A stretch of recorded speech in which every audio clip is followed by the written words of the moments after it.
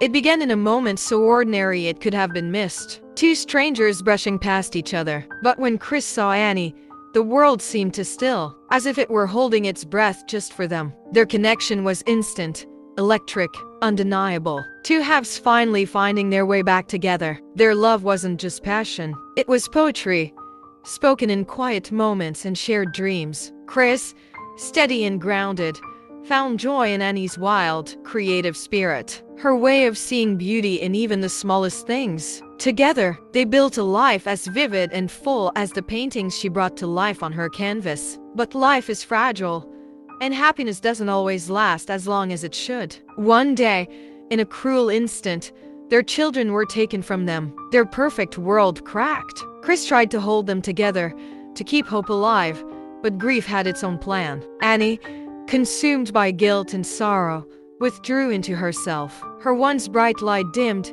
her art abandoned. Then, fate dealt another blow. Chris was taken from her too, an accident stealing him away, leaving Annie alone in her pain. But even death couldn't break the bond they shared. Their love, tested by tragedy, refused to fade. Chris awoke in a world beyond life, an afterlife as beautiful as a dream, its landscapes shifting like living paintings, mirroring the dreams and memories he and Annie had shared. It should have been paradise, but it wasn't. Not without her. Even surrounded by unimaginable beauty, he felt the ache of her absence. Then he learned the truth. Annie, drowning in grief, had taken her own life. But instead of reuniting with him, she was lost in a realm of sorrow, a place shaped by despair, where lost souls wandered, trapped in their own torment. The others told him to let her go, to move on. But Chris couldn't.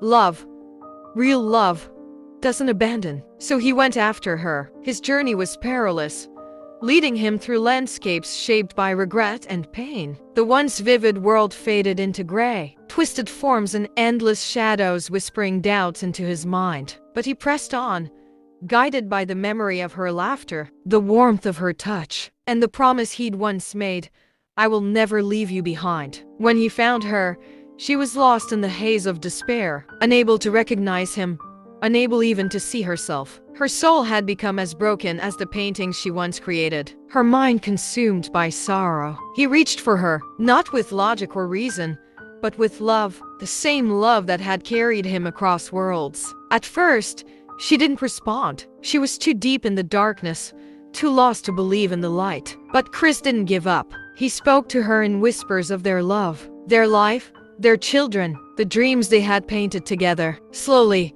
piece by piece, he pulled her back, not to the past, but to something new. And then, she saw him. It wasn't the afterlife itself that mattered. It was the connection they had, the love that endured beyond time, space, and even death.